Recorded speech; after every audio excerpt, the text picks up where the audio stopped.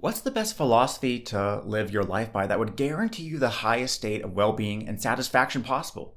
What philosophy or idea comes the closest to helping, as philosophers say, live the good life? Well, one idea is called preference hedonism, a theory of well being, by philosopher Derek Parfit. This philosophy isn't like the hedonism you're accustomed to, where one strives for pleasure and avoids pain, but a contemporary idea that expands upon this initial concept that's very intriguing. In this video, I'll go over what preference hedonism is, and then analyze if this is really the best philosophy to live by that makes one's life go best.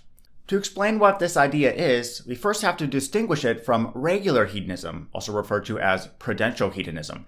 The prudential hedonist view is that life goes better if it is more pleasurable and less painful. Pleasure meaning when we feel good. Pleasure can have quantitative aspects to it like duration, intensity, certainty, and more. As philosopher Jeremy Bentham wrote, or pleasure can have qualitative aspects, meaning the type we're experiencing or we want to experience, as John Stuart Mill wrote. Although you've probably encountered pure hedonists in your life, prudential hedonism as a whole is sort of a dead end in philosophy for living a good life.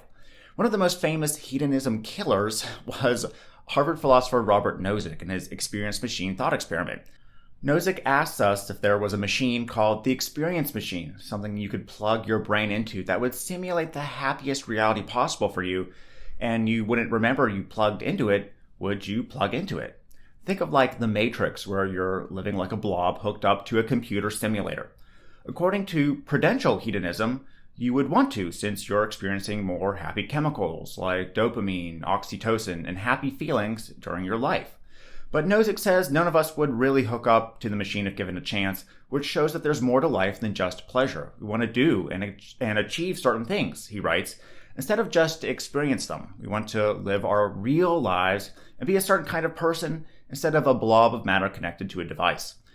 When he outlined theories of well-being in his book, Reasons of Persons, Derek Parfit was also thinking along this line and suggested that what we've been defining as pleasure and satisfaction hasn't been clear from the start. After all, we often pick things to experience in life that don't give us pleasure over those that do, like choosing to watch a sad drama over a comedy or attending a funeral for a loved one. We're fulfilling our desire here, but yet it's not hedonistic and pleasure-seeking. He writes, compare the pleasures of satisfying an intense thirst or lust, listening to music, solving an intellectual problem, reading a tragedy, and knowing that one's child is happy. These various experiences do not contain any distinctive common quality.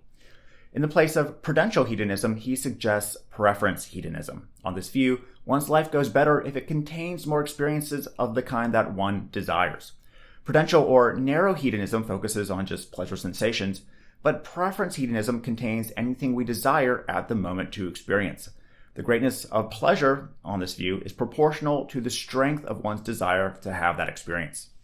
Now, just to be clear, preference hedonism is not the same thing as desire satisfaction theory or success theory that I covered in the previous video.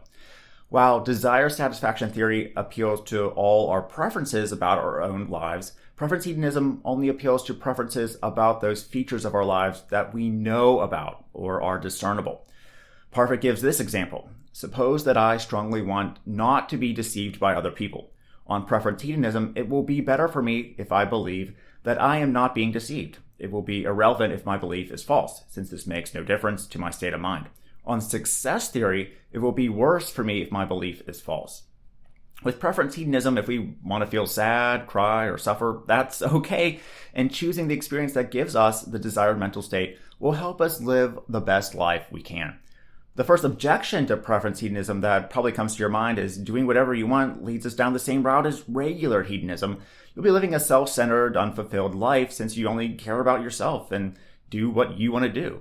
But consider the following example. Say you've been given a choice between a decadent cruise to the Bahamas or to volunteer and clean at an animal shelter. A traditional hedonist would choose the cruise. But now, with preference hedonism, if volunteering and helping others gives you the most desired mental state over what the cruise could give you, you should choose that. According to this philosophy, you should skip the cruise for the highest state of well-being if you want to feel like a good person, even though there will be grueling and pain-producing work involved in volunteering at an animal shelter. But what about Nozick's experience machine thought experiment? Does the experience machine thought experiment kill off this type of hedonism too? Some philosophers would say yes, because while it's true you can have any experience you want, that doesn't mean that you'll live a life that's good. We would still want to stay out of the experience machine, they say, even if we have a strong desire to go in, because again, it's not real life, it's just fake fantasy. But hold on just a second. Who exactly is determining what a good life is? It certainly seems like an outside expert, or Nozick himself, is determining for someone else that entering the experience machine means they will have a bad life. He's not referencing that person's mental state, and only that person gets to decide if a life lived in the experience machine was worth it or not. Perhaps some people have a strong desire not to enter the experience machine and instead form meaning for themselves in the real world, which would be in accordance with preference hedonism. But for others, maybe they're suffering so much in real life that hooking up to the machine may produce a much better, fulfilling life in the end, even if it were pure fantasy. So why not fulfill that desire? Who is Nozick to say that their life wasn't made much better because of this machine? Can he read their mind and experience what they're experiencing? Well, of course not. However, let's say in an attempt to prove preference hedonism wrong, Nozick constructs and executes a scheme that gets us addicted to drugs.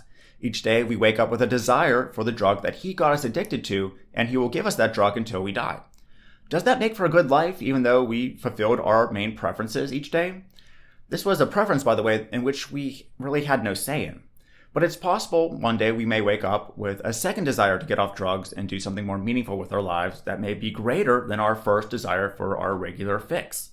According to preference hedonism, this second desire outweighs the first. We can eventually seek rehab and get off drugs despite still desiring to do the addicting, pleasure-inducing drug. So that thought experiment doesn't really work either. Is preference hedonism as of today the best philosophy for living a good life? Is there anyone out there who has a good counter? Well, there is one guy, and his name is Derek Parfit. Toward the end of his essay on well-being, Parfit briefly suggested another type of theory that could trump preference hedonism as far as well-being. Now, he didn't necessarily say that it did, but I'll go over it in the next video. So if you like this one, please give this video a thumbs up and make sure to subscribe for more videos like it using the link in the description. And when you do, turn on the notification bell to receive updates when new videos are out so you can see them in the YouTube algorithm and get updates. So thanks for watching this video on well-being, and I'll see you in another one coming up.